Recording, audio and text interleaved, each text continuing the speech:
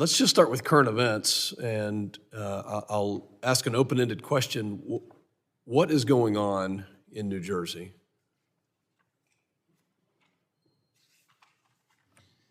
So, sir, the FBI and our Newark field office, along with the state and local partners there, the Bureau is actively investigating the situation you mentioned, just the unexplained sighting of drone activity over that part of New Jersey, including proximity to sensitive sites and areas of concern.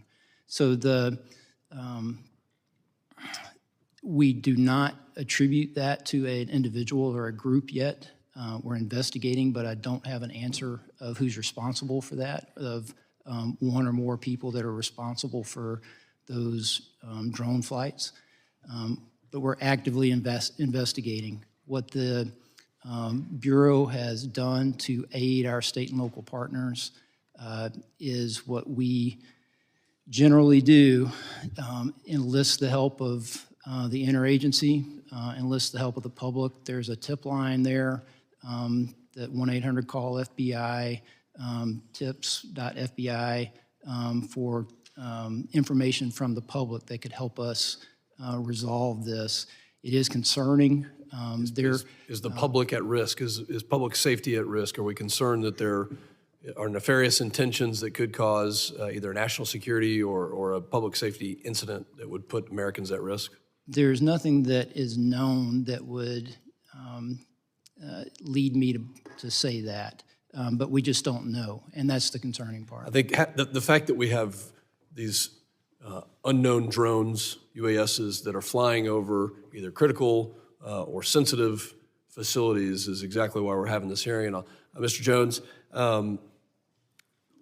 actually for anybody on the panel, let me just say, we go back to last year, there were incidents, including Langley Air Force Base, where for over a week we had unknown drones flying over a very sensitive military installation with F-22s and other weapon systems on the ground. And I think that was cause for concern. So from a DHS standpoint, either on a border mission or from an FBI or DOJ, you mentioned, Mr. Wheeler, we don't necessarily have the authorities we need. Why can't we take action against these drones that are flying over sensitive sites? Why are we not taking action against drones that are flying over sensitive sites?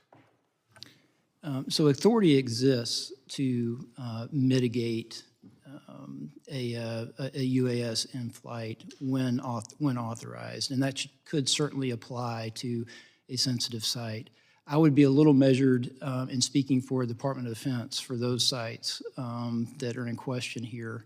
But I will say that we're, for the FBI, in a position, close liaison relationship with the Department of Defense and those areas that you mentioned, and will help in every way possible. But for securing those particular sites in this way, it is a DoD equity. Mr.